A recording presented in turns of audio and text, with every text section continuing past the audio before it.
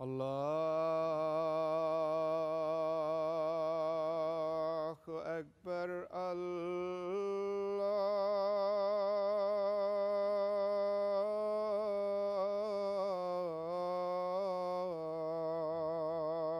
الله أكبر.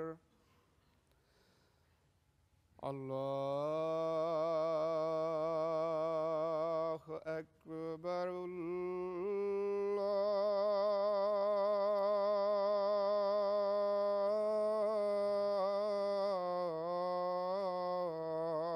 الله أكبر. أشهد أن لا إله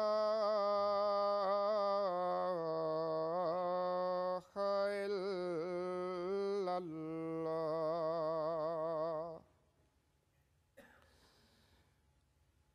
أشهد أن لا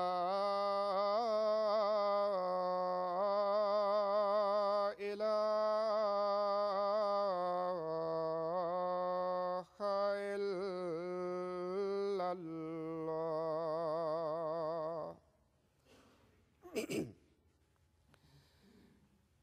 أشهد أن محمدًا رسول الله.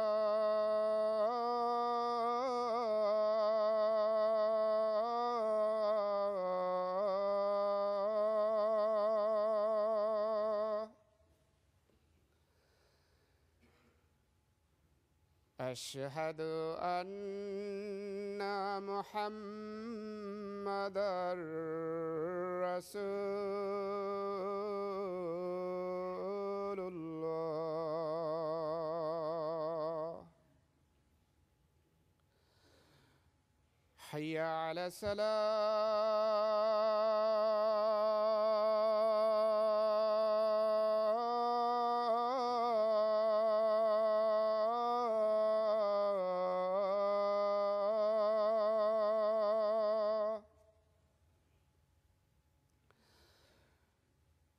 حي على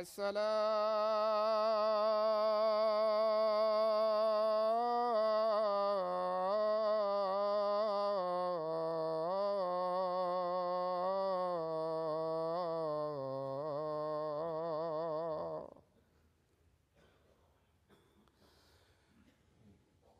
حي على الفلاح.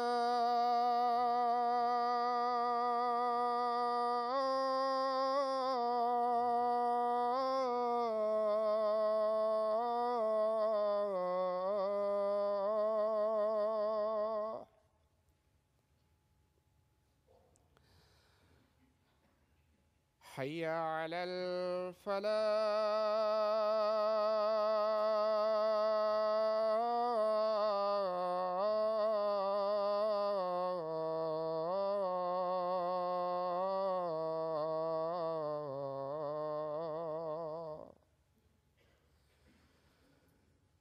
الله أكبر.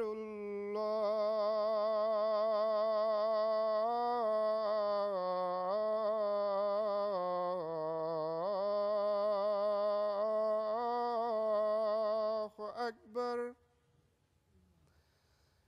لا إله إلا الله.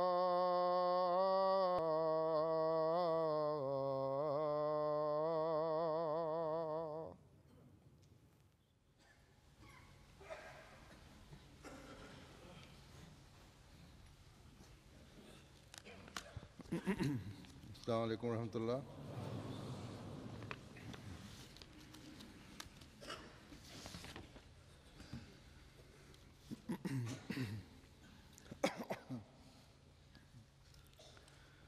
أشهد أن لا إله إلا الله وحده لا شريك له وأشهد أن محمدًا عبده ورسوله. أما بعد فأعوذ بالله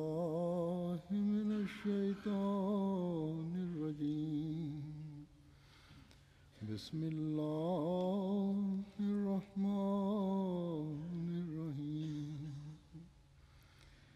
الحمد لله رب العالمين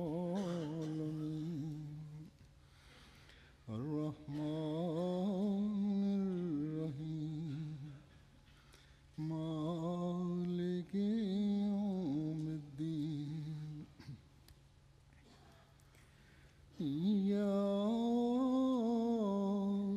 نعبد وإياك نستعين اهدنا الصراط المستقيم صراط الذين أنعمت عليهم غير المغضوب عليهم ولا الضالين كل من عليها فان ويبقى وجه ربك ذو الجلال والإكرام. ان آیات کا یہ ترجمہ ہے کہ ہر چیز جو اس پر ہے یعنی زمین پر ہے یا کائنات میں ہے فانی ہے، اور باقی رہنے والا صرف تیرے رب کا جاہ و اکرام ہے. حضرت مسیح موعود علیہ السلام اس بارے میں فرماتے ہیں کہ ہر ایک چیز فنا ہونے والی ہے اور ایک ذات تیرے رب کی رہ جائے گی. پھر ایک جگہ فرماتے ہیں کہ ہر ایک چیز کے لیے بجز اپنی ذات کے موت ضروری ٹھہرا دی، یعنی اللہ تعالیٰ نے سوائے اپنی ذات کے علاوہ ہر چیز کے لیے موت ضروری ٹھہرا دی. پھر اپنے ایک شعری کلام میں جو آپ نے محمود کی آمین کے نام سے منظوم فرمایا، یہ نظم آپ نے اپنے سب سے بڑے بیٹے سیدنا محمود مصلح موعود رضی اللہ عنہ کی آمین پر لکھی تھی، جو دعائیہ اشعار اور نصائح سے پر نظم ہے. ان اشعار میں حضرت سیدنا مصلح موعود رضی اللہ عنہ کے ساتھ ان دعاؤں اور نصائح میں دوسرے دو بیٹوں کو بھی شامل فرمایا، بلکہ پوری جماعت ہی اس میں شامل ہے. یہ لمبی نظم ہے، اس میں ایک جگہ دنیا کے عارضی ہونے اور اس بے رغبتی کی طرف توجہ دلاتے ہوئے فرماتے ہیں دنیا بھی سرا ہے بچھڑے کا جو ملا ہے، گر 100 برس رہا ہے آخر کو پھر جدا ہے. پھر آگے ایک مصرع ہے کہ شکوہ کی کچھ نہیں جا یہ گھر ہی بے بقا ہے. بس وہ امام الزمان جو اس زمانے میں بندے کو خدا سے قریب کرنے آئے تھے، وہ اپنی اولاد کی خوشی کے موقع پر بھی اپنی اولاد کو بھی اپنی نسل کو بھی اور اپنی جماعت کو بھی اس طرف توجہ دلا رہے ہیں کہ ہماری حقیقی خوشی اپنے خدا سے تعلق پیدا کرنے اور اس کی رضا کے اصول میں ہے. دنیا خوشیاں مناتی ہے تو عجیب و غریب قسم کی بدعات کو فروغ دیتی ہے، لغویات میں پڑتی ہے، دنیاوی دکھاووں کے لیے خوشیاں منائی جا رہی ہوتی ہیں. لیکن آپ نے یہ سبق دیا کہ ہماری تو تمام تر توجہات کیونکہ خدا کی طرف ہونی چاہیے، اس لیے ہمارے ہر عمل یا اعمال خدا کی رضا کے حصول کے لیے ہوں. اور جب اس چیز کا ادراک پیدا ہو جائے گا تو ہماری غمی اور خوشی کے دھارے خدا تعالیٰ کی رضا کے حصول کی طرف بہ رہے ہوں.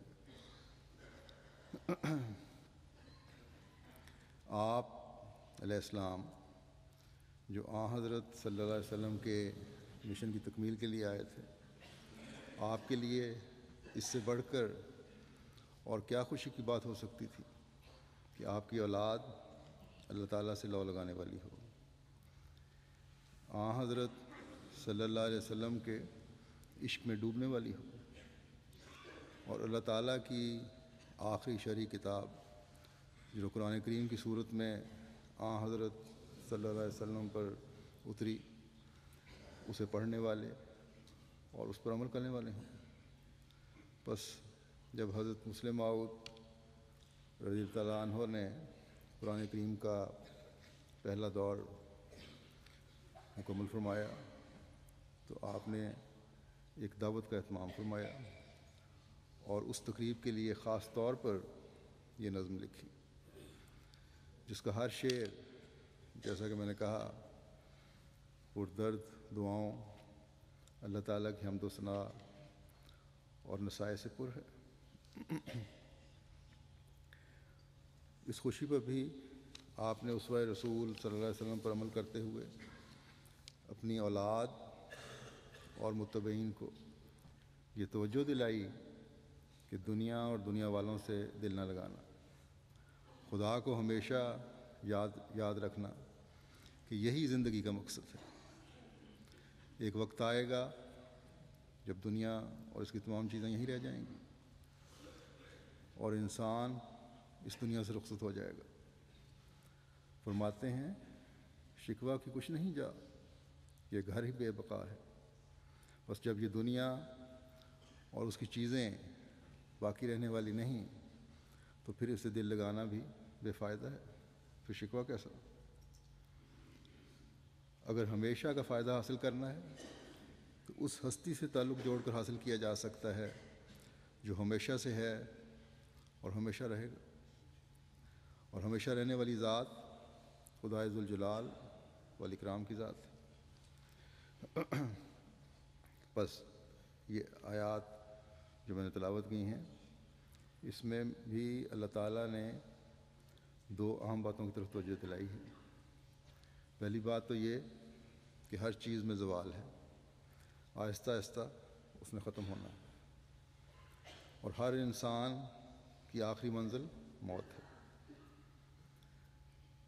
لیکن پھر ساتھ ہی اس طرف بھی توجہ دلائی، دوسری بات یہی کہی کہ مومنوں کو، ایمان لانے والوں کو، اللہ تعالیٰ کی رضا کے حصول کے لیے کوشش کرنے والوں کو یہ بھی امید رکھنی چاہیے کہ جو بندے اللہ تعالیٰ کے ہو جاتے ہیں، اس کی تلاش میں رہتے ہیں، اپنی نسلوں کی نیکیوں پر قائم رہنے کے لیے تربیت کرتے ہیں، اپنی روحانیت بڑھانے کے لیے کوشاں رہتے ہیں، قرآنی تعلیمات کے پابند رہنے کی کوشش کرتے ہیں، وہ اس زندگی سے، جو دنیاوی زندگی ہے، اس سے تو بے شک گزر جاتے ہیں، یا ان کی یہ زندگی تو ختم ہو جاتی ہے، لیکن ایک اور زندگی جو دائمی زندگی ہے، جو اس دنیاوی زندگی سے جانے کے بعد انسان کو ملتی ہے، اس کو پا لیتے ہیں،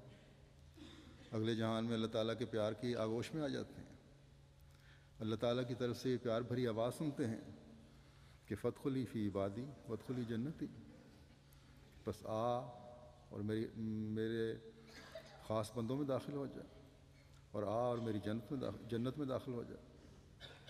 بس حضرت مسیح موعود علیہ الصلوۃ والسلام اس زمانے میں اس لیے مبعوث ہوئے تھے کہ بندے کو خدا سے ملائیں، اسے فادخلی فی عبادی کا مضمون سمجھائیں، تاکہ اسے دائمی جنتوں اور دائمی زندگی کا وارث بنائیں۔ اس نظم میں جو خوشی کے موقع پر لکھی گئی، اس مضمون کا اظہار فرمایا کہ دائمی زندگی کی تلاش کرو، کیونکہ خدا تعالیٰ کے پائے بغیر زندگی نہیں مل سکتی، خدا تعالیٰ کو حاصل کیے بغیر یہ دائمی زندگی نہیں مل سکتی۔ قرآن کریم میں سورہ قصص میں اللہ تعالیٰ فرماتا ہے کہ وَلَا تَدْعُ مَعَ اللَّهِ إِلَٰهًا آخَرَ لَا إِلَٰهَ إِلَّا هُوَ كُلُّ شَيْءٍ هَالِكٌ إِلَّا وَجْهَهُ لَهُ الْحُكْمُ وَإِلَيْهِ تُرْجَعُونَ۔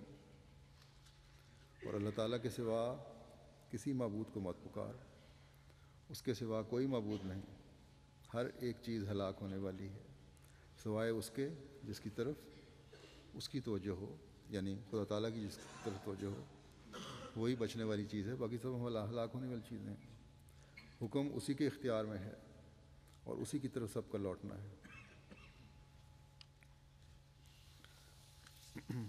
بس یہ مضمون ہے جو ہمیں یاد رکھنا ہے، یہ وہ طریق ہے جسے ہمیں اپنانے کی کوشش کرنی ہے، یہ وہ مقصود ہے جسے ہم نے حاصل کرنا ہے، کہ یہی ہماری پیدائش کا مقصد ہے۔ جیسا کہ اللہ تعالیٰ فرماتا ہے وَمَا خَلَقْتُ الْجِنَّ وَالْإِنسَ إِلَّا لِيَعْبُدُونِ، کہ ہم نے جن و انس کو نہیں پیدا کیا مگر اس لیے کہ وہ میری عبادت کریں۔ بس یہ عبادت کا مفہوم اس وقت سمجھ آئے گا، اس وقت اس پر عمل کی کوشش ہوگی جب اس یقین پر انسان قائم ہوگا کہ لا الہ الا ہو، کہ اس یعنی اللہ کے سوا کوئی معبود نہیں، اور تمام چیزیں ہلاک ہونے والی اور فنا ہونے والی ہیں سوائے اس کے جس کی طرف اللہ کی توجہ ہو۔ اور اللہ تعالیٰ توجہ کرتا ہے ان کی طرف جو نیک نیتی سے اس کی عبادت کی کوشش کرتے ہیں، اسے ایک مانتے ہوئے اس کے حکموں پر عمل کرنے کی کوشش کرتے ہیں۔ اللہ تعالیٰ نے جب عبادت کے طریق بتائے ہیں، ان عبادت کے معیاروں کو حاصل کرنے اور انہیں سیکل کرنے کے لیے مختلف مواقع بھی پیدا فرمائے ہیں۔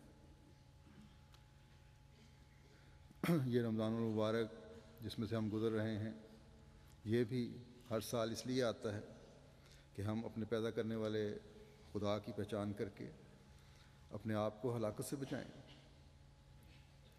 اپنی نیکیوں کے معیاروں کو بڑھائیں، اپنی روحانیت کے معیار اونچے کریں۔ بس خوش قسمت ہیں وہ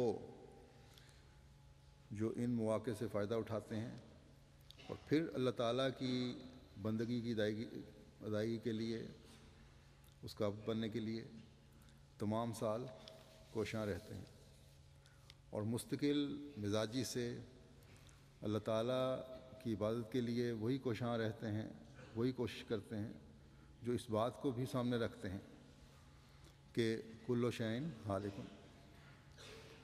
اور صرف ایک ہستی ہے جس کو نہ زوال ہے نہ موت ہے، اور ہم نے مرنے کے بعد اس کے حضور حاضر ہونا ہے جہاں ہمارے عملوں کا حساب ہوگا۔ بس کل شیء ہالک میں اللہ تعالیٰ نے ہمیں یہ سبق دیا ہے کہ بے شک موت برحق ہے، اس سے تو کوئی فرار نہیں، کوئی انسان نہیں جو موت سے بچ سکے، لیکن جو لوگ وجہ اللہ میں محو ہو جاتے ہیں وہ نئی زندگی حاصل کر لیتے ہیں، اللہ تعالیٰ کی پیار کی آغوش میں آ جاتے ہیں۔ یہاں پھر میں واپس اسی مضمون کی طرف جاتا ہوں کہ وجہ اللہ میں محو ہونے والے کون لوگ ہیں؟ وہ وہی لوگ ہیں جو اپنے مقصد پیدائش کو پہچاننے والے ہیں، اس کے مطابق اپنی زندگیوں کو گزارنے والے ہیں۔ بس خوش قسمت ہیں وہ لوگ جو اس دنیا میں اس مضمون کو سمجھنے کی کوشش کرتے ہیں، اس پر عمل کرنے کی کوشش کرتے ہیں۔ اللہ تعالیٰ ہم میں سے ہر ایک کو اس مضمون کو سمجھنے کی اور اس پر عمل کرنے کی توفیق عطا فرمائے۔ یہ رمضان ہمیں اس مقصد کے قریب تر کرنے والا ہو جو ہمارے بزرگوں نے جو اس مضمون کو سمجھتے ہوئے حاصل کرنے کی کوشش کی تھی، اس پر چلنے کے لیے جو دعائیں اور کوششیں کی تھیں، نئی نسل میں یہ روح پیدا کرنے کی کوشش کی کہ ہم بھی اپنی حالتوں کو اس کے مطابق ڈھالنے کی کوشش کریں۔ جب کوئی اپنا پیارا اور بزرگ اس دنیا سے رخصت ہوتا ہے تو اس مضمون کی طرف مزید توجہ پیدا ہوتی ہے اور یقیناً ہر اس شخص کو اس مضمون کی طرف توجہ پیدا ہونی چاہیے جس کو خدا تعالیٰ کی ذات پر ایمان اور یقین ہے۔ گزشتہ دنوں میں میری والدہ کی وفات ہوئی، انا للہ و انا الیہ راجعون۔ میں جب بھی ان کی زندگی پر غور کرتا ہوں، ان کی عبادت کے معیار مجھے نمونہ نظر آتے ہیں۔ ان کا قرآن کریم کو غور کرتے ہوئے گھنٹوں پڑھنا مجھے نمونہ نظر آتا ہے۔ ان کی نمازوں میں انہماک اور مغرب کو عشاء سے جڑنا اور عشاء پر گھنٹوں لمبی چلنا، وہ ایک نمونہ ہے میرے سامنے۔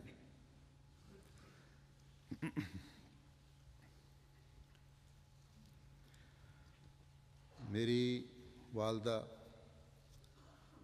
وہ تھیں جنہوں نے گو حضرت مسیح موعود علیہ السلام کا زمانہ تو نہیں دیکھا، لیکن ابتدائی زمانہ دیکھا۔ حضرت خلیفۃ المسیح اول رضی اللہ تعالیٰ عنہ کا پیار اور دعائیں حاصل کی، صحابہ اور صحابیات سے فیض پایا، حضرت مسیح موعود علیہ السلام کے قریب کے زمانے کے زیر اثر، اور حضرت خلیفۃ المسیح ثانی رضی اللہ تعالیٰ عنہ کی سب سے بڑی بیٹی اور بچوں میں دوسرے نمبر کا ہونے کی وجہ سے حضرت مسیح موعود علیہ السلام کی صحبت سے براہ راست فیض یاب ہونے والوں کی صحبت کا اثر ان میں نمایاں تھا۔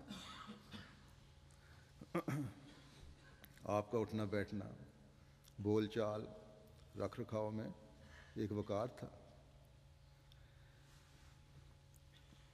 ایسا وقار جو مومن میں نظر آنا چاہیے۔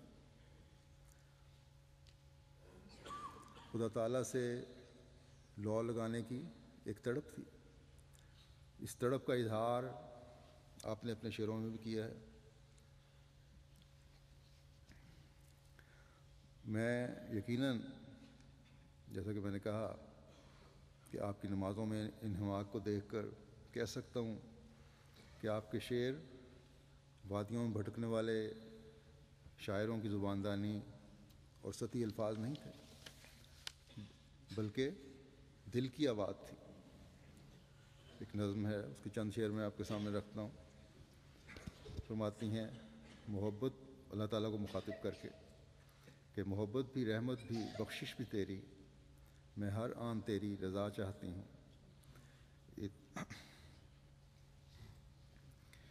اطاعت میں اس کی سبھی کچھ ہی کھو کر میں مالک کا بس آسرا چاہتی ہوں۔ میرے خانہ دل میں بس تو ہی تو ہو، میں رحمت کی تیری رضا چاہتی ہوں۔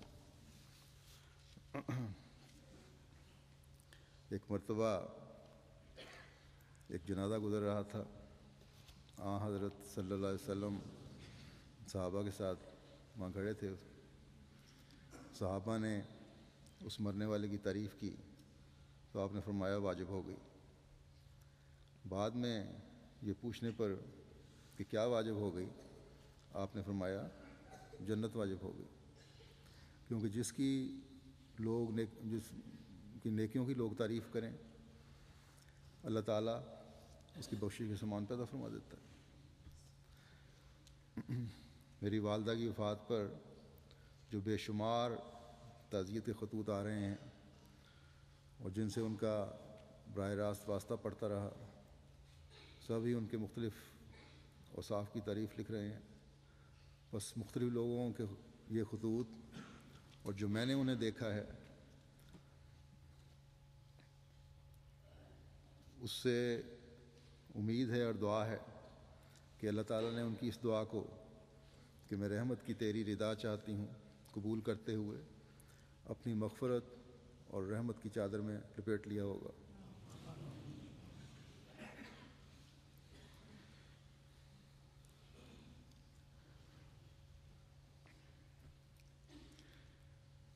اے میرے پیارے خدا، تو میری والدہ سے وہ سلوک فرما جو اس نے اپنی اس دعا میں تجھ سے چاہا، اور ہم جو ان کی اولاد ہیں ہمیں بھی اس مضمون کو سمجھنے والا بنا، ہمیں بھی اس دنیا میں بھی اور مرنے کے بعد بھی اپنی رحمت کی چادر میں لپیٹے رکھنا، اور ہم کبھی ان توقعات سے دور جانے والے نہ ہوں جو آپ نے اپنی اولاد سے کی، بلکہ اللہ تعالیٰ ان کی آئندہ نسلوں کو بھی اپنی رضا کے حصول کی توفیق عطا فرمائے۔ آپ کے متعلق مختصراً بعض باتوں کا بھی ذکر کر دیتا ہوں۔ جیسا کہ میں نے کہا، آپ حضرت مسلم موعود کی سب سے بڑی بیٹی اور بچوں میں حضرت خلیفۃ المسیح ثالث کے بعد دوسرے نمبر پر تھیں۔ آپ حضرت سیدہ محمودہ بیگم صاحبہ جو حضرت ام ناصر کے نام سے جانی جاتی ہیں، ان کے وطن سے اکتوبر 1911 میں پیدا ہوئیں۔ حضرت مسلم موعود رضی اللہ عنہ کا حضرت ام ناصر سے نکاح کا واقعہ بھی مختصر بیان کر دیتا ہوں۔ یہ نکاح 1902 میں ہوا۔ حضرت ام ناصر سیدہ محمودہ بیگم صاحبہ حضرت ڈاکٹر خلیفہ رشید الدین صاحب رضی اللہ تعالیٰ عنہ کی بیٹی تھیں۔ حضرت خلیفہ رشید الدین صاحب وہ ہیں جن کی مالی قربانیوں کو دیکھتے ہوئے حضرت مسیح موعود علیہ السلام نے تو فرمایا تھا کہ اب یہ مالی قربانیاں نہ بھی کریں تو جو کر چکے ہیں وہ بھی بہت ہیں، لیکن بہرحال وہ پھر بھی آخر دم تک کرتے رہے مالی قربانیاں۔ 1902 میں نکاح ہوا تھا، اکتوبر 1903 میں شادی ہوئی۔ حضرت مسیح موعود علیہ السلام نے حضرت ڈاکٹر صاحب کو جب یہ رشتہ تجویز کیا، تحریک فرمائی، تو حضرت مسیح موعود علیہ السلام نے لکھا حضرت خلیفہ رشید الدین صاحب کو کہ اس رشتے پر محمود بھی راضی معلوم ہوتا ہے، اور گو ابھی الہامی طور پر اس بارے میں کچھ معلوم نہیں، مگر محمود کی رضامندی ایک دلیل اس بات پر ہے کہ یہ امر غالباً واللہ عالم جناب الہی کی رضامندی کے موافق انشاءاللہ ہوگا۔ یقیناً یہ رشتہ جناب الہی کی رضامندی سے تھا کہ آپ کے سب سے بڑے بیٹے حضرت حافظ مرزا ناصر احمد صاحب کو اللہ تعالیٰ نے خلافت کی رضا پہنائی۔ میری والدہ کا نکاح 2 جولائی 1934 کو ہوا میرے والد حضرت صاحب مرزا منصور احمد صاحب کے ساتھ، جو حضرت مرزا شریف احمد صاحب کے بیٹے تھے، اور ساتھ ہی حضرت خلیفۃ المسیح ثالث رحمہ اللہ تعالیٰ کا نکاح بھی ہوا۔ اس موقع پر حضرت خلیفۃ المسیح ثانی نے مسجد اقصیٰ قادیان میں ایک بڑا لمبا خطبہ ارشاد فرمایا۔ ان ہر 2 نکاح میں پہلا نکاح حضرت مرزا ناصر احمد خلیفۃ المسیح ثالث کا تھا، اور دوسرا جیسا کہ میں نے کہا میرے والد والدہ کا۔ یہاں اس خطبے کے بعض حصے بیان کر دیتا ہوں، خاص طور پر، عام طور پر پوری جماعت کے لیے یہ ہے، لیکن خاص طور پر خاندان حضرت مسیح موعود کے افراد کے لیے، کہ ان کو بھی اپنی ذمہ داریوں کا احساس ہو اس کو سن کر۔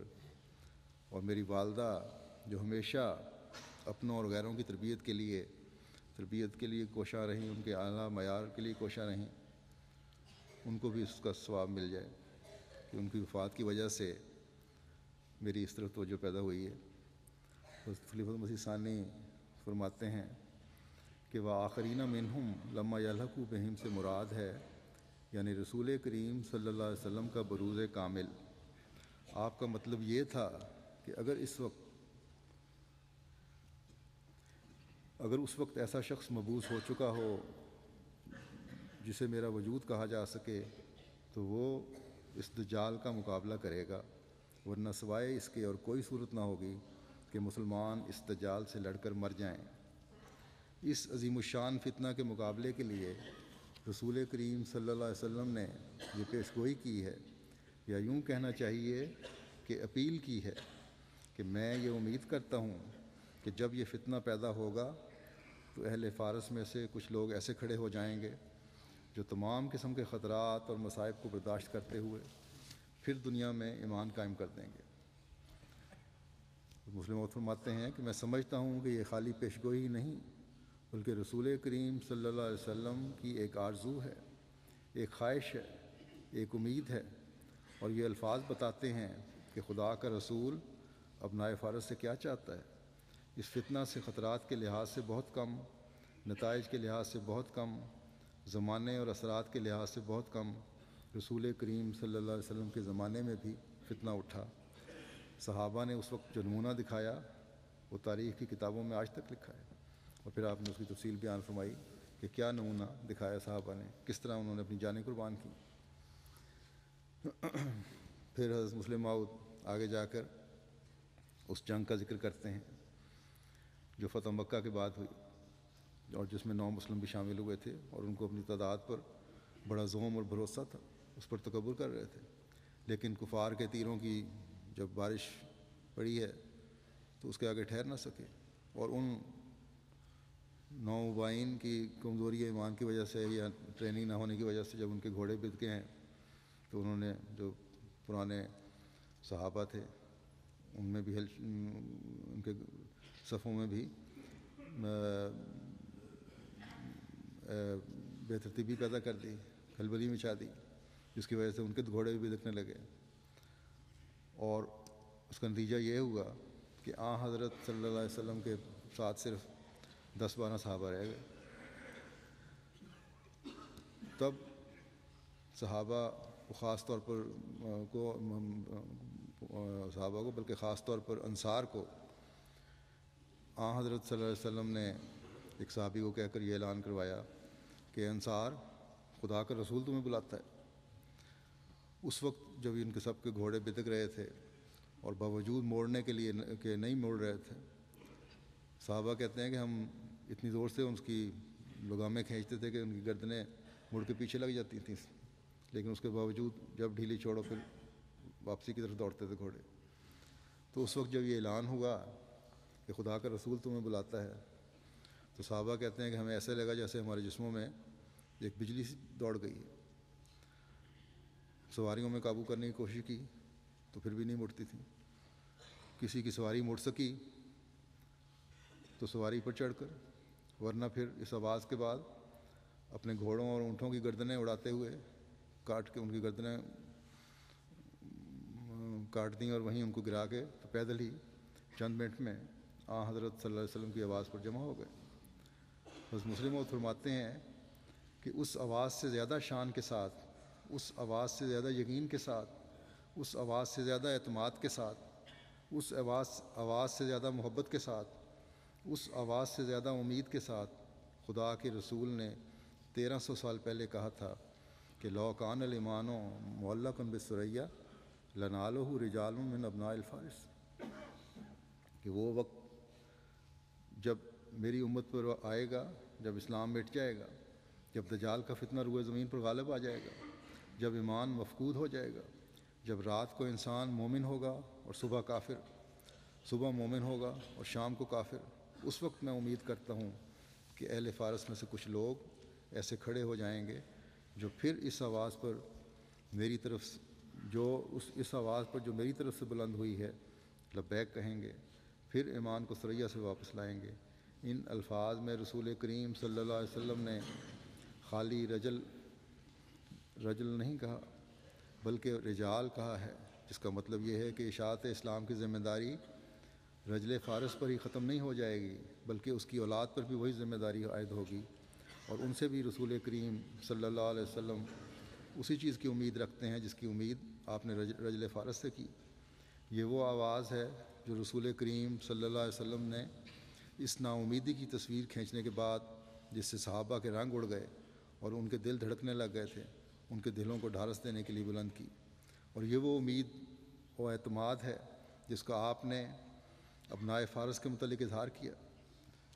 فرماتے ہیں کہ میں آج اس امانت اور ذمہ داری کو ادا کرتا ہوں، اور آج ان تمام افراد کو جو رجل فارس کی اولاد میں سے ہیں رسول کریم صلی اللہ علیہ وسلم کا یہ پیغام پہنچاتا ہوں۔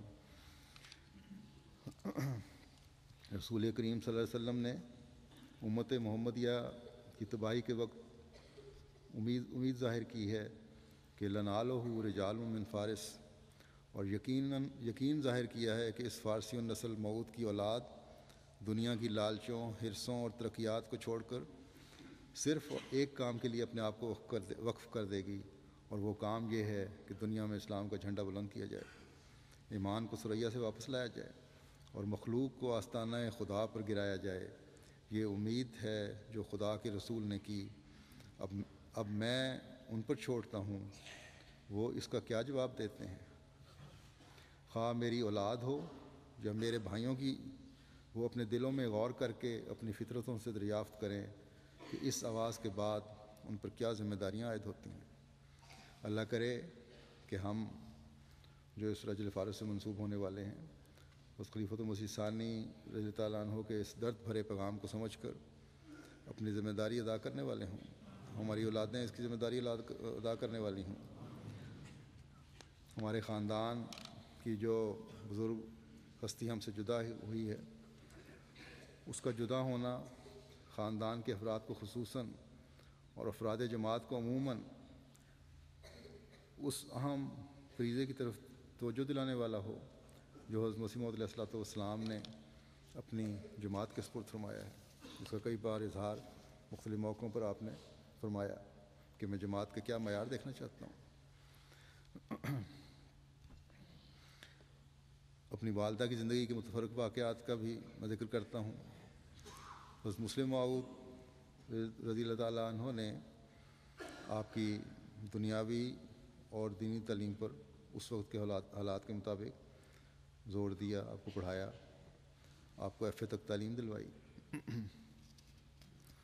پھر حضرت مسیح ثانی نے حضرت سیدہ امت الحی صاحبہ رضی اللہ تعالیٰ عنہ کی وفات پر اظہار فرمایا تھا کہ میرے ذہن میں عورتوں کی تعلیم و تربیت کے متعلق ایک اسکیم آئی ہے۔ اس کا عملی اظہار 17 مارچ 1925 کو ہوا جب ایک مدرسہ کھولا گیا اور میری والدہ بھی اس مدرسہ کی ابتدائی طالبات میں سے تھیں۔ 1929 میں اس مدرسے کی کل 7 خواتین نے مولوی کا امتحان دیا اور سب کامیاب رہیں، جن میں آپ بھی شامل تھیں۔ حضرت مسلم موعود رضی اللہ تعالیٰ عنہ نے اپنے بچوں کی آمین پر بھی ایک نظم لکھی جو دعاؤں سے پر ہے۔ بعض بڑے بچوں کا اس میں ذکر فرمایا۔ میری والدہ حضرت صاحبزادی ناصرہ بیگم صاحبہ کا بھی اس میں ذکر فرمایا۔ ان کے ذکر میں فرماتے ہیں کہ وہ میری ناصرہ، وہ نیک اختر، عقیلہ با سعادت پاک جوہر۔ یہ خصوصیات صرف باپ کے پیار کی وجہ سے حضرت مسلم موعود رضی اللہ عنہ کو نظر نہیں آئیں، بلکہ میری والدہ کے ساتھ کام کرنے والی والیاں جو ہیں، بہت ساری لجنہ امان اللہ کی ممبرات جنہوں نے لمبا عرصہ ان کے ساتھ کام کیا ہے، وہ بھی اس کی تصدیق کرتی ہیں۔ ان کے ساتھ ایک کام کرنے والی پرانی صدر نے لکھا کہ لجنہ کی تربیت کا بہت خیال رہتا تھا، اس کے لیے نئے سے نئے طریق سوچتی تھیں، نئی تدابیر اختیار کرتی تھیں، ہمیں بتاتی تھیں۔ یہ کوشش تھی کہ ربے کی ہر بچی اور ہر عورت تربیت کے لحاظ سے اعلیٰ معیار کی ہو۔ کئی مرتبہ ایسا ہوا کہ اگر پردے کا معیار کو گرا ہوا دیکھا تو سڑک پر چلنے والی کو عورت ہو یا لڑکی، یا لڑکیوں کو اس طرح چلتے دیکھا جو کہ احمدی لڑکی کے وقار کے خلاف ہے، تو وہیں پیار سے اس کے پاس جا کر اسے سمجھانے کی کوشش کرتی، بتاتی کہ ایک احمدی بچی کے وقار کا معیار کیا ہونا چاہیے۔ پردے کے ضمن میں ہی ایک حضرت مسیح ثانی حضرت مسیح رابع رضی اللہ تعالیٰ عنہ کا ایک تقریر کا ایک حصہ میں آپ کے سامنے رکھنا چاہتا ہوں۔ یہ جو پہلا جلسہ تھا حضرت مسیح رابع کی خلافت کا 1982 کا، لجنہ کے جلسہ گاہ میں جو آپ نے تقریر فرمائی، اس میں پردے کا بھی ذکر فرمایا۔ اس ضمن میں ہماری والدہ کے متعلق ذکر کرتے ہوئے فرماتے ہیں کہ ہماری ایک باجی جان ہیں، ان کا شروع سے ہی پردے میں سختی کی طرف رجحان رہا ہے، کیونکہ حضرت مسلم موعود رضی اللہ عنہ کی تربیت میں جو پہلی نسل ہے ان میں سے وہ ہیں جو گھر میں مسلم موعود کو انہوں نے کرتے دیکھا، جس طرح بچیوں کو باہر نکالتے دیکھا، ایسا ان کی فطرت میں رچ چکا ہے کہ وہ اس عادت سے ہٹ ہی نہیں سکتی۔ ان کے متعلق بعض ہماری بچیوں کا خیال ہے کہ اگلے وقتوں کے ہیں یہ لوگ، انہیں کچھ نہ کہو، پاگل ہو گئے ہیں، پرانے وقتوں کے لوگ ہیں، ایسی باتیں کیا ہی کرتے ہیں۔ لیکن اگلے وقت کون سے؟ میں تو ان اگلے وقتوں کو جانتا ہوں، فرماتے ہیں کہ میں تو ان اگلے وقتوں کو جانتا ہوں جو حضرت محمد صلی اللہ علیہ وسلم کے اگلے وقت ہیں۔ اس لیے ان کو اگر اگلے وقتوں کا کہہ کر کسی نے کچھ کہنا ہے تو اس کی مرضی ہے، وہ جانے اور خدا کا معاملہ جانے۔ لیکن یہ جو میری بہن ہیں واقعتاً تقویٰ پر قائم رہتے ہوئے اس بات پر سختی کرتی تھیں۔ پھر لجنہ کی جب لمبا عرصہ صدر رہی ہیں تو کوشش یہ تھی کہ روا کی پوزیشن ہمیشہ پاکستان کی تمام مجالس میں نمایاں رہے۔ اس کے لیے بھرپور کوشش کرتی تھیں، صرف نمبر لینے کے لیے نہیں، جس طرح کے بعض صدرات کا یا ذیلی تنظیموں کے قائدین نظوما کا کام ہوتا ہے، بلکہ اس سوچ کے ساتھ کہ روا میں خلیفہ وقت کی موجودگی ہے، اس لیے بھی کہ کوئی یہ نہ کہہ سکے کہ چراغ تلے اندھیرا، کہ خلیفہ وقت کی موجودگی کے باوجود ان کا معیار دوسروں سے نیچے ہے۔ پھر اللہ تعالیٰ کی رضا مقصود تھی۔ پھر ایک لکھنے والی مجھے لکھتی ہیں کہ آپ کے فیصلے بڑے دور رس نتائج کے حامل ہوتے تھے، مشورے ضرور لیتی تھیں اور ہر صاحب مشورے کا بہت احترام کرتی تھیں۔ مولانا ابوالملی نور الحق صاحب کی اہلیہ لکھتی ہیں کہ میں بڑے عرصے اپنے محلے کی صدر لجنہ رہی، تعلیم و تربیت اور علم میں اضافے کے لیے ایک یہ بھی آپ نے اپنے ہر ممبر کو کہا ہوا تھا کہ در سمین یا کلام محمود سے ہر اجلاس میں 2 شعر یاد کر کے آؤ۔ تو لکھتی ہیں اس سے یہ فائدہ ہوا کہ جہاں شعروں کے ذریعے علم و عرفان اور روحانیت میں اضافہ ہوتا تھا، وہاں اجتماعوں کے موقع پر بیت بازی میں روا کی لجنہ اول آیا کرتی تھی۔ وہ کہتی ہیں خود بھی بہت شعر یاد تھے، اور یقیناً مجھے بھی اس بات کا علم ہے کہ امی کو بہت شعر یاد تھے۔ غالباً امام صاحب کی اہلیہ نے مجھے لکھا ہے کہ ایک مرتبہ چند خواتین کے ساتھ جماعتی دورے پر انہیں بھی میری والدہ کے ساتھ غالباً سیالکوٹ کا سفر کا موقع ملا، تو آپ نے کہا کہ بجائے اس کے کہ ہم بیٹھ کر ادھر کی باتیں کریں گاڑی میں سفر کرتے ہوئے، کار میں یا وین تھی جو، بیت بازی کرتے ہیں، سفر بھی اچھا گزر جائے گا اور ہم فضول گفتگو سے بھی بچ جائیں گے۔ تو اس طرح پھر بیت بازی ہوتی رہی اور سب نے بڑا انجوائے کیا۔ یہاں یہ بھی بتاتا چلوں کہ میرے والد حضرت مرزا منصور احمد صاحب کو بھی خاص طور پر در سمین کے بہت سے شعر زبانی یاد تھے، اور یہ جو نظم ہے لمبی ایک در سمین کی، اے خدا کار ساز و اے پوش و کردگار، یہ تو مجھے لگتا تھا کہ پوری نظم یاد ہے۔ اور سفر میں جب بھی ہم جاتے تھے تو بیت بازی کا مقابلہ شروع ہو جاتا تھا، ایک ٹیم ابا کی بن جاتی تھی، ایک امی کی، اور ہم بچوں کو بھی شوق پیدا کرنے کے لیے ہمیں بھی اپنے ساتھ ملا لیا کرتے تھے۔ اسی طرح امی کو قصیدہ یاد تھا۔ آخری عمر میں جب میں یہ محسوس کیا کہ یادداشت میں کمی ہو رہی ہے، بعض شعر یا الفاظ فوری طور پر یاد نہیں آتے، تو اپنی نواسیوں میں سے جو بھی ساتھ ہوتی تھیں میرے والد صاحب کی وفات کے بعد، تو اسے قصیدہ پکڑا دیتی تھی کتاب اور خود پڑھتی تھیں۔ اور روزانہ کا یہ معمول تھا کہ قصیدہ یہ جو ہے پہلے یہ 70 اشعار والا قصیدہ یا ہے نا فیض اللہ والعرفانی، وہ مکمل ختم کر کے سوتی تھیں۔ کہیں آخر عمر تک بھی کوئی ایک آدھ مصرع بھول جاتی ہوں گی، عموماً تمام شعر یاد تھے۔ اسی طرح میں نے دیکھا ہے کہ قرآن کریم، جیسا کہ میں نے کہا، بڑے اہتمام سے غور کر کے پڑھتی تھیں۔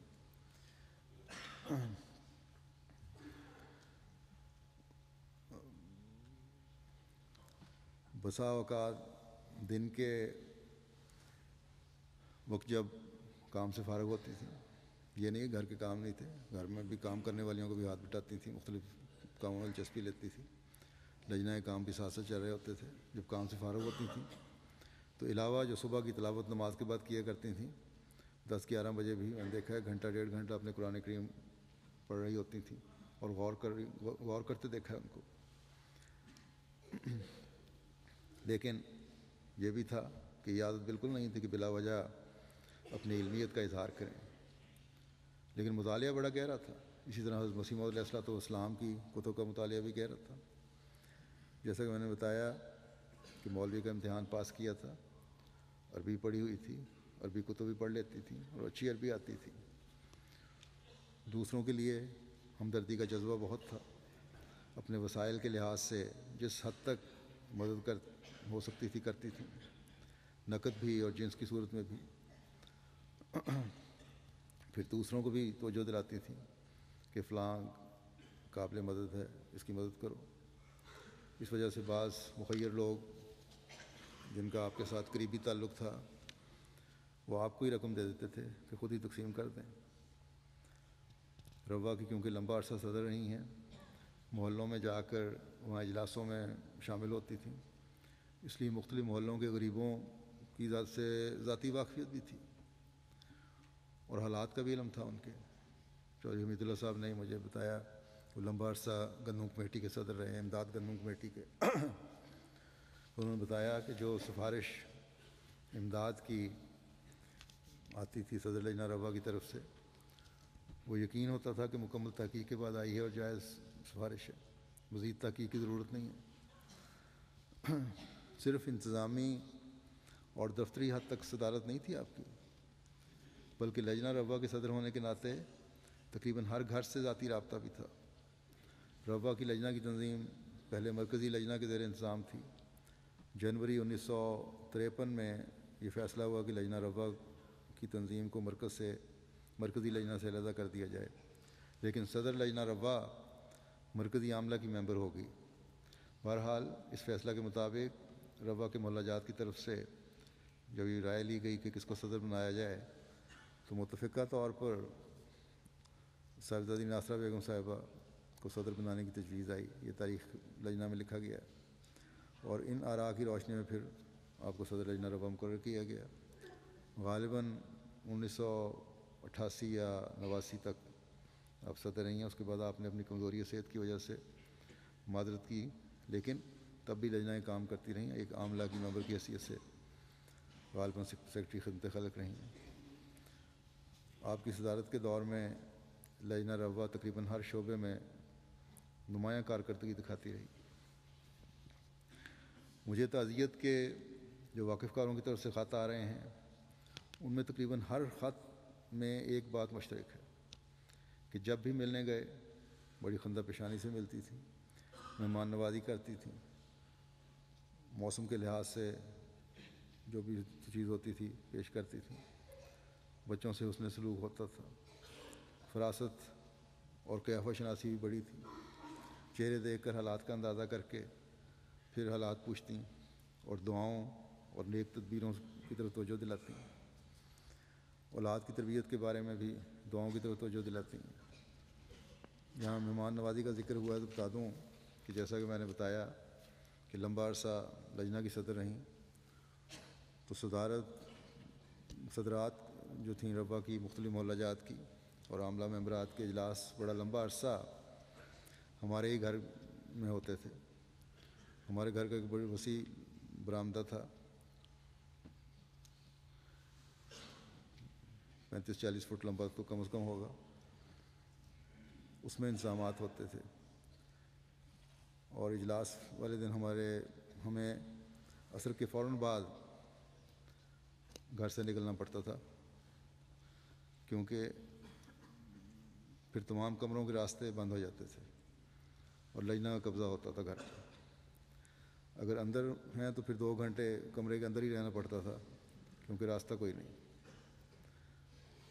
اور پھر یہ کہ اتنے بڑے مجمع کی جو تعداد تھی عورتوں کی 150-200 عورت ہوتی تھی، چائے یا شربت جو بھی موسم کے لحاظ سے ضروری چیز ہوتی تھی پیش کی جاتی تھی، ساتھ کھانے کے لیے کچھ پیش ہوتا تھا، اور یہ سب کچھ وہ اپنے طور پہ کرتی تھی۔ مہمان نوازی کے بارے میں ایک میرے کلاس فیلو تھے، انہوں نے لکھا کہ میں ایک دفعہ تمہارے ساتھ بیٹھا ہوا تھا، تو ایک حاجی صاحب ہوتے تھے تو کبھی کبھی آیا کرتے تھے، ان کی بارش سین میں پھر رہی تھیں تو آواز سن لی باہر، تو یہ سعید صاحب کہتے ہیں کہ میں نے وہاں بیٹھا ہوا تو مجھے آواز دی میری والدہ نے کہ جاؤ حاجی صاحب آئے انہیں اندر بٹھاؤ اور کھانے کا وقت پوچھو کھانا تو نہیں کھانا۔ تو اس طرح مہمان نوازی کی طرف بہت توجہ تھی۔ دوسروں کی ہمدردی کا ذکر ہے تو ایک صاحب نے مجھے لکھا کہ ان کے علم میں آیا، میری والدہ کے علم میں آیا کہ ان کے حالات اچھے نہیں ہیں اور پھر بچوں کو بھی باہر بھجوانے کی کوشش ہے، تو انہوں نے ایک دن اپنی جان نماز بھجوائی کسی کے ہاتھ کہ اس پہ میں نے تمہارے لیے اور تمہارے بچوں کے لیے بہت دعا کی ہے، انشاءاللہ تعالیٰ تمہارے سارے بچوں کو باہر جانے کا انتظام ہو جائے گا۔ اور وہ لکھتے ہیں چنانچہ اس کے بعد اللہ تعالیٰ نے ایسے غیر معمولی سامان پیدا فرمائے کہ تمام کا انتظام ہو گیا، جو ایک آدھ بچے کا نہیں تھا وہ بھی اس کو کچھ عرصہ پہلے ویزا مل گیا۔ تو لکھنے والے لکھتے ہیں کہ دعا تو کرتے ہیں کہو تو، لیکن ہمدردی ایسی ہے کہ بغیر کہے کہیں سے سن لیا کہ اس کے حالات ایسے ہیں تو خاص طور پر دعا کی اور پھر پیغام بھجوایا۔ ایک دفعہ میری والدہ نے خود ذکر فرمایا، ایک خواب سنائی تھی، مجھے خواب تو یاد نہیں یا کچھ حصہ بتایا تھا اس کا، لیکن اتنا ضرور یاد ہے کہ آپ نے فرمایا تھا کہ انہوں نے حضرت صلی اللہ علیہ وسلم کا دیدار کیا۔ اس طرح ایک دفعہ مجھے بتایا کہ جرمنی کے روشن مستقبل کے بارے میں بھی ایک خواب کا ذکر تھا، جماعت کے روشن مستقبل جرمنی میں۔ اس مرتبہ جب میں جرمنی میں گیا ہوں دورے پہ تو جماعت کے رابطے اور اثر دیکھے ہیں تو مجھے اپنی والدہ کی خواب بھی یاد آ جاتی ہے۔ خدا کرے کہ یہ روشن مستقبل کی طرف قدم ہو اور راستے کھلتے چلے جائیں۔ امی کی ایک خصوصیت یہ تھی کہ چندوں کا حساب بڑی باقاعدگی سے رکھا کرتی تھی۔ جائیداد سے جو بھی آمد ہوتی تھی پہلے چندہ وصیت اور جلسہ سالانہ پورا حساب سے، تاریخ جدید، وقف جدید، جو بھی وعدے ہوتے تھے، اور اس کے علاوہ مختلف تحریکات میں جو بھی حصہ ہوتا تھا ان کی ادائیگی کرتی تھی۔ اور جب تک میں وہاں رہا ہوں یہ چندوں کی ادائیگی کا حساب مجھ سے کروایا کرتی تھیں، ادائیگی مجھ سے کروایا کرتی تھیں، اور بار بار پوچھتی تھیں کہ حساب کے صحیح ہو، کہیں کم ادائیگی نہ ہو جائے، بڑی فکر رہتی تھی۔ متفرق آمدنیاں تھیں ان کی مختلف جائیدادوں سے، کسی ایک جگہ کی آمد میں اگر کہیں غلط فہمی ہو گئی بعض دفعہ حساب میں، اور جب بھی ان کو دوبارہ حساب کر کے کہا کہ اس میں مزید اتنا چندہ ادا کرنا ہے تو فوراً ادا کر دیا کرتی تھی۔ اور اسی طرح چندہ مجلس، عام طور پہ اس میں لوگ سستی دکھا جاتے ہیں، اس کو بھی باقاعدہ ایک اپنے جو آمد تھی اس کے مطابق دیا کرتی تھی۔ اور میرا خیال ہے شاید اس آمد کے حساب سے شاید سب سے زیادہ ادائیگی انہی کی طرف سے ہوتی ہو، کیونکہ بڑی باریکی میں جا کے حساب کیا کرتی تھیں۔ ڈاکٹر نوری صاحب نے تعزیت کا خط مجھے لکھا تو اس میں ایک خط بھجوایا ان کا، جب 1999 میں غالباً 99 میں جیل گیا ہوں، تو نوری صاحب نے جیل سے میری رہائی کے بعد ان کو جو مبارکباد کا خط لکھا تو اس کے جواب میں انہوں نے لکھا کہ عزیزم نوری، السلام علیکم ورحمۃ اللہ وبرکاتہ، کہ آپ کا خط ملا جس پر عزیزم مسرور کی بخیریت واپسی پر خوشی کا اظہار تھا۔ خدا تعالیٰ نے بہت فضل کیا، ورنہ دشمنوں کے منصوبے تو بہت خطرناک تھے۔ خدا تعالیٰ نے اپنے فضل و کرم سے اپنی قدرت کا اظہار فرمایا، جتنا بھی شکر کریں کم ہے۔ قریباً روا کے ہر فرد نے اور روا سے باہر بھی لوگوں نے بہت درد مندانہ دعائیں کی۔ خدا تعالیٰ نے ان کی دعاؤں کو قبول فرمایا، الحمدللہ ثم الحمدللہ۔ آئندہ بھی اللہ تعالیٰ سب کی حفاظت فرمائے۔ تو یہ بھی ان کی عاجزی ہے اور شکرانے کا بہت بڑا اظہار ہے کہ ماں کے ناطے انہوں نے یہ نہیں کہا کہ میں نے بھی بہت دعائیں کی، یقیناً میرے لیے بہت دعائیں کی ہوں گی، لیکن جماعت کے افراد کی دعاؤں کو بہت اہمیت دی، اور پھر صرف دعا میں خود غرضی نہیں دکھائی. یہ نہیں کہا کہ اللہ تعالیٰ میری اور یا میرے بچوں کی حفاظت فرمائے، بلکہ لکھا کہ سب کو اپنی حفاظت میں رکھے. تو یہ وہ خوبی ہے جو حضرت مسیح موعود علیہ الصلوۃ والسلام کی جماعت کی ہے، اور جس کا اظہار آپ نے اس اعلیٰ تربیت کی وجہ سے کیا جو آپ کی حضرت مسلم موعود رضی اللہ تعالیٰ عنہ کے ہاتھوں سے ہوئی. آپ کے حضرت مسلم موعود کے ساتھ بھی بہت سے واقعات ہیں جو طوالت کی وجہ سے بیان نہیں ہو سکتے. آپ کے انٹرویو بھی آ گئے ہیں، آپ کی اس میں بھی سن لیں گے جنہوں نے ہونا یا پڑھ لیں گے. آپ کی طبیعت میں اپنے اوپر بڑا ضبط اور کنٹرول تھا، لیکن میرے بیٹے نے بتایا کہ 2-3 سال پہلے جب وہاں وہ گیا ہے تو میرے ذکر پر بڑی جذباتی ہو گئی تھی. اللہ تعالیٰ ان کی تمام دعائیں میرے لیے اور میرے بہن بھائیوں کے لیے اور ہماری اولادوں کے لیے پوری فرمائے. خلافت کے بعد میرے ساتھ تعلق میں ایک اور رنگ ہی آ گیا تھا. فون پر جب بھی بات ہوتی تھی تو محسوس کرتا تھا اس کو. ہمیشہ یہ بھی کہتی تھیں جب دورے پہ جانے سے پہلے فون کرتا تھا، ان کو پتہ تھا میری حالت کا، وہاں سے زیادہ تو کوئی نہیں جانتا. میرے انداز کا بھی پتہ تھا، بات مختصر کرتا ہوں، تھوڑی کرتا ہوں، بولتا کم ہوں. تو ہمیشہ یہی کہا کرتی تھیں اللہ تعالیٰ تمہاری زبان میں تمہاری تقریروں میں برکت ڈالے. اور خاص طور پر یہ تھا کہ میں نفل بھی پڑھ رہی ہوں اور سجدوں میں ہر نماز پہ دعا بھی کرتی تھی، کم از کم ایک سجدہ. لیکن جب 2005 میں قادیان میں میری ملاقات ہوئی ہے خلافت کے بعد پہلی دفعہ ان سے، تو میرے لیے ایک عجیب صورتحال تھی، ایک عجیب انوکھا تجربہ تھا. خلافت سے وہ تعلق جو میں نے ان کی آنکھوں میں پہلے خلفاء کے لیے دیکھا تھا وہ میرے لیے بھی تھا. وہ بیٹے کا تعلق نہیں تھا، وہ خلافت کا تعلق تھا جس میں عزت و احترام تھا. عزیزم ڈاکٹر ابراہیم منیب صاحب جو میر محمود کے بیٹے ہیں، انہوں نے ان کا وہاں انٹرویو بھی لیا، مختلف پرانی باتوں کا انٹرویو لیا، اس میں میرا بھی ذکر آ گیا. انہوں نے بتایا کہ بلکہ کیسٹ بھیجی ہے مجھے، اس میں ان کو وہاں ریکارڈ کروایا کہ میں اب عزت و احترام اس لیے کرتی ہوں، میرے متعلق بتایا کہ وہ خلیفہ وقت ہے. میری پیاری والدہ نے دنیا کے رشتے کو ہر رشتے پر مقدم رکھا. یہاں بھی خلافت کا رشتہ بیٹے کے رشتے پر حاوی ہو گیا.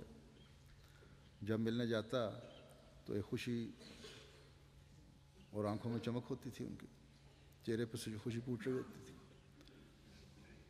جاتے ہی بیٹھتا، جتنا وقت مجھے ملتا تھا قادیان کے جو بھی وہاں گزرے دن، اس عرصے کے دوران جلسے کی مصروفیات سے جو وقت ملتا تھا جاتا تھا، پیار کرتے ہیں، ساتھ بٹھا کر کافی دیر تک باتیں ہوتی رہتی تھیں. لیکن قادیان کا یہ عرصہ صرف 15 دن کا تھا.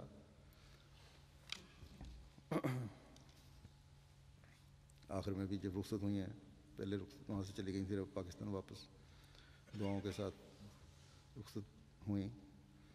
ڈاکٹر فاروق یہ بھی میر محمود احمد صاحب کے بیٹے ہیں، چھوٹے بیٹے. انہوں نے مجھے لکھا کہ حضرت خلیفۃ مسیح رابع کی وفات پر جب میں گیا اور میں نے تعزیت کی تو مجھے نصیحت کی اور دعا کی تحریک کی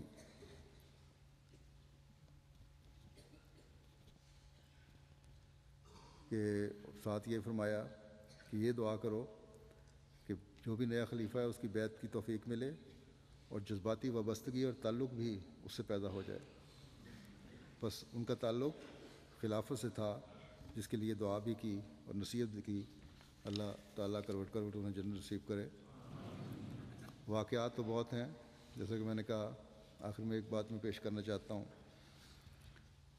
1913 میں حضرت مسلم موعود رضی اللہ عنہ نے الفضل جاری کرنے کا ارادہ فرمایا تو حضرت ام ناصر صاحبہ نے ابتدائی سرمایہ کے طور پر اپنا کچھ زیور پیش کیا حضرت مسلم موعود رضی اللہ عنہ فرماتے ہیں کہ خدا تعالیٰ نے میری بیوی کے دل میں اس طرح تحریک کی جس طرح ختیجہ رضی اللہ تعالیٰ عنہ کے دل میں رسول کریم صلی اللہ علیہ وسلم کی مدد کی تحریک کی تھی۔ انہوں نے اس امر کو جانتے ہوئے کہ اخبار میں روپیہ لگانا ایسا ہی ہے جیسے کنویں میں پھینک دینا، اور خصوصاً اس اخبار میں جس کا جاری کرنے والا محمود ہو، یہ بھی ایک عاجزی تھی خلیفہ مسیح ثانی کی، جو اس زمانے میں شاید سب سے بڑا مذموم تھا۔ اس زمانے میں شاید سب سے بڑا مذموم تھا۔ آپ اپنے 2 زیور مجھے دے دیے کہ میں ان کو فروخت کر کے اخبار جاری کر دوں۔ ان میں سے ایک تو ان کے اپنے کڑے تھے سونے کے، اور دوسرے ان کے بچپن کے کڑے سونے کے تھے جو انہوں نے اپنی اور میری لڑکی عزیزہ ناصرہ بیگم کے استعمال کے لیے رکھے ہوئے تھے۔ میں زیورات کو لے کر اسی وقت لاہور گیا اور 450 میں کو وہ دونوں کڑے فروخت ہوئے، اور اس سے پھر یہ اخبار جاری ہوا الفضل۔ قارئین الفضل حضرت مسلم موعود رضی اللہ عنہ کی اس پیاری بیٹی اور میری والدہ کو بھی الفضل پڑھتے ہوئے دعاؤں میں یاد رکھیں کہ الفضل کے اجراء میں گو بے شک شعور رکھتے ہوئے تو نہیں، لیکن اپنے ماں باپ کے ساتھ آپ نے بھی حصہ لیا، اور یہ الفضل جو ہے آج انٹرنیشنل الفضل کی صورت میں بھی جاری ہے۔ اللہ تعالیٰ ان کے درجات بلند فرماتا چلا جائے اور ان کی دعائیں ہمیشہ ہمیں پہنچتی رہیں۔ ابھی نماز جمعہ کے بعد انشاءاللہ ان کو نماز جنازہ بھی غائب پڑھاؤں گا۔ اس کے علاوہ اور جنازے بھی ہیں۔ ایک جنازہ ہوگا چودھری نذیر احمد صاحب کا، یہ گورنمنٹ سروس میں رہے اور 1981 میں وہاں سے جب ریٹائر ہوئے تو انہوں نے وقف کیا۔ خلیفہ مسیح ثالث نے انہیں نائب ناظر زراعت اور نائب وکیل زراعت لگایا، اور ایک لمبا عرصہ 2003 تک اس خدمت پر وہ معمول رہے، بڑی اچھی طرح خدمت کرتے رہے، بڑی عاجزی سے انہوں نے اور بڑی محنت سے کام کیا۔ افریقہ کے بعد ممالک میں بھی خلیفہ مسیح رابع نے ان کو بھجوایا۔ میرے ساتھ بھی سندھ کی زمینوں کی وجہ سے ان کا بڑا تعلق رہا۔ نہایت عاجز انسان تھے اور بڑا عزت و احترام کیا کرتے تھے، باوجود اس کے کہ عمر میں مجھ سے کئی بڑے تھے، بڑے احترام سے پیش آتے تھے۔ اور جب کالج میں یہ پڑھتے تھے تو اس وقت کالج میں چھٹیوں کے دوران حضرت مولوی شیر علی صاحب کے ساتھ انہوں نے ترجمہ قرآن انگریزی میں بھی مدد کی ہے، اور اس طرح ان کا قرآن کریم ترجمے میں بھی حصہ ہے۔ ان کی 2 بیٹے ہیں، ایک بیٹی ہیں، اور اللہ تعالیٰ ان سب کو صبر عطا فرمائے اور ان سب درجات بلند فرمائے۔ جوانی سے ہی ان کے بارے میں لکھا ہے کہ ان کو باقاعدہ تہجد کی عادت تھی۔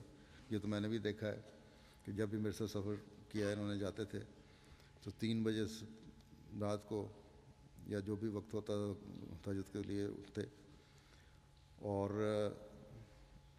بڑے انہماک سے بڑے خشوع سے تہجد پڑھا کرتے تھے۔ بلکہ ان کے خاندان میں ان کی اس نیکی کی وجہ سے صوفی نذیر احمد کے نام سے مشہور تھے، یا بہت زیادہ نمازیں پڑھنے والے چودھری صاحب کے لایا کرتے تھے۔ تو اللہ تعالیٰ ان کے درجات بلند فرمائے۔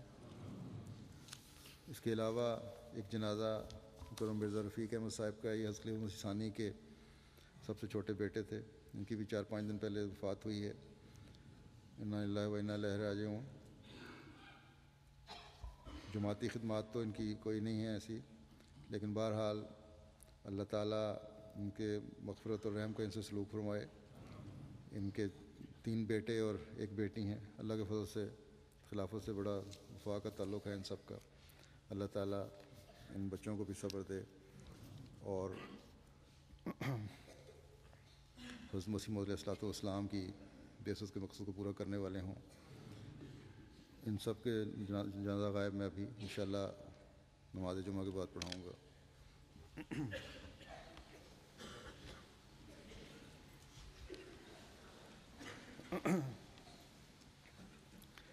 الحمد للہ